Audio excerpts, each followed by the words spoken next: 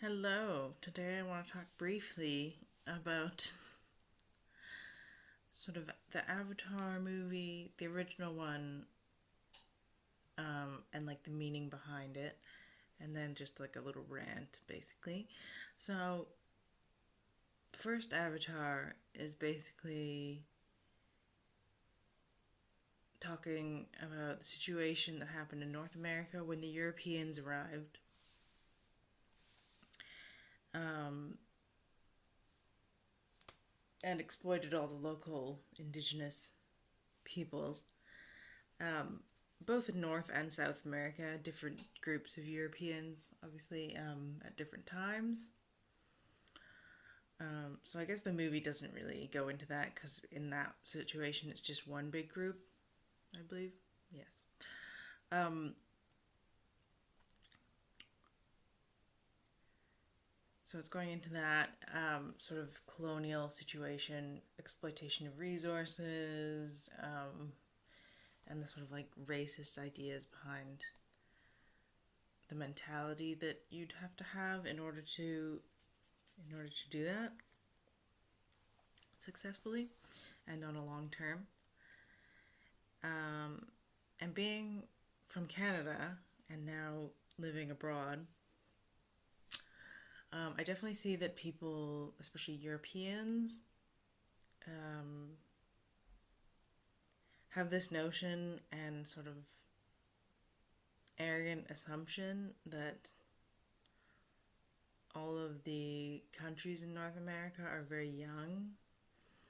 And I think they're usually just referring to the United States, but I guess Canada just gets lumped in, and the other countries and continent more or less disregarded for most.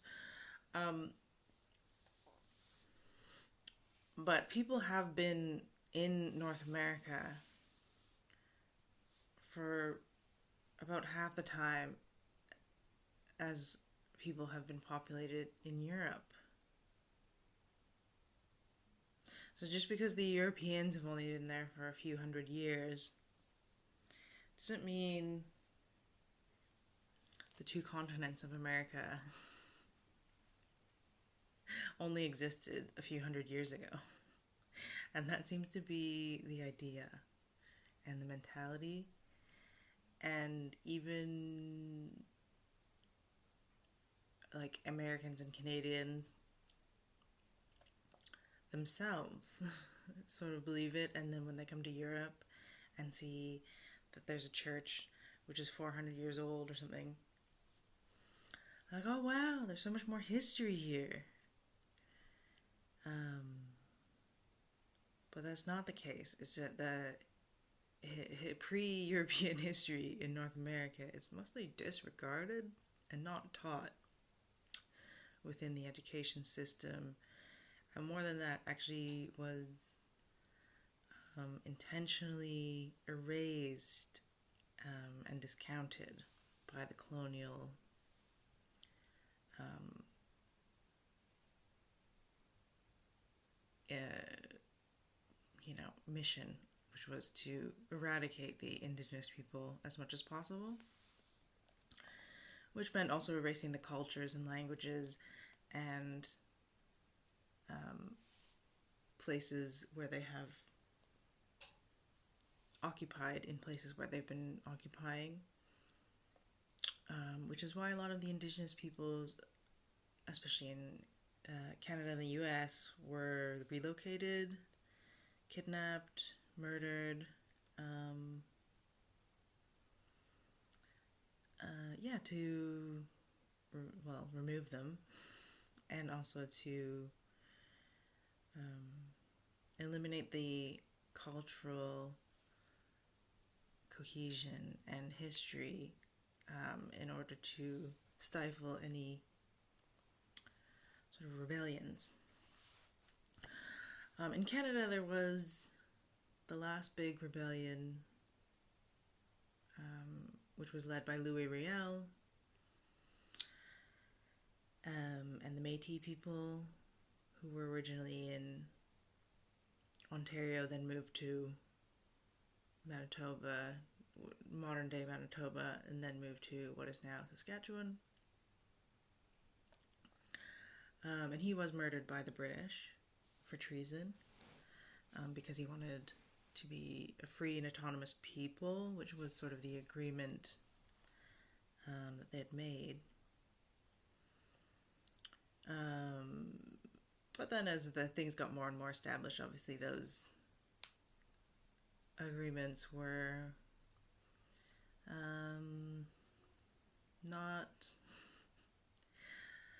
not made true in any sort of like honorable way back at those times and currently.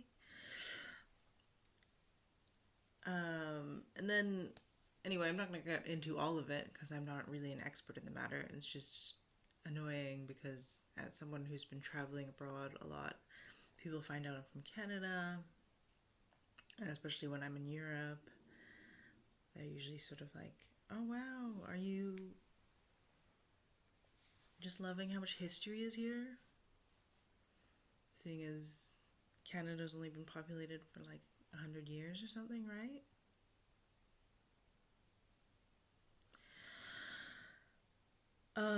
And it's just like, yeah, okay. I mean, in Europe, people have been around for what, like 45,000 years? And in the Americas, it's been like 20,000 years. And the thing is, like, the indigenous people, especially in the north, like where I'm from, didn't really make a lot of permanent structures that would have remained. They built their housing out of wood.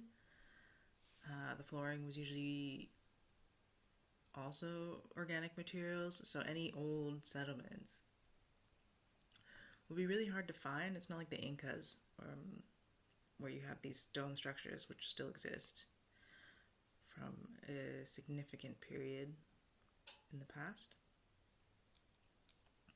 But no one ever wants to talk about those. Because, yeah, North America, South America has only been around for 200 years.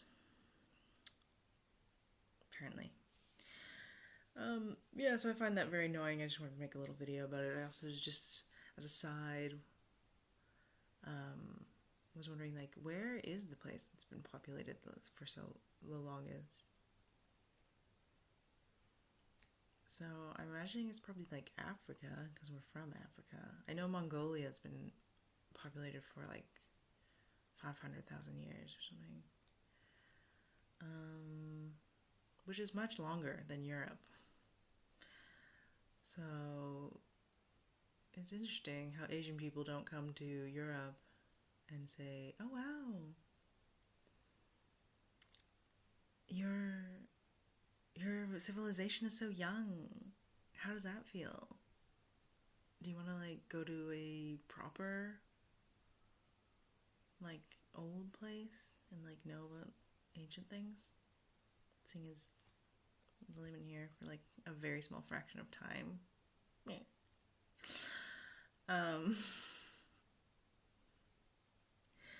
but even like the Mongolians, even though they've been there for so long, because they were also like nomadic, and their structures also were not necessarily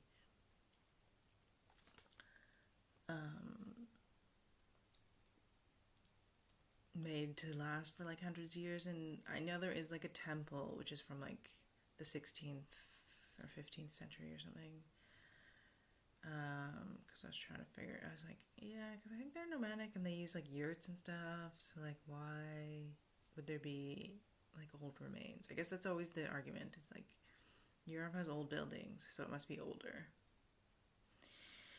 Um, but Mongolia is definitely way older than Europe, and it doesn't have very many old buildings. Is that like? But yeah, I did find this one, which was from like a few hundred years ago. But then that was also built on an old stone structure that could have been from the 6th century. But again, for the most part, like residential dwellings were made to be removable.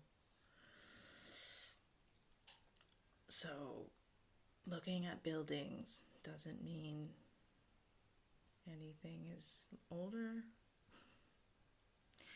Does that make sense? I don't know. Anyway. Yeah.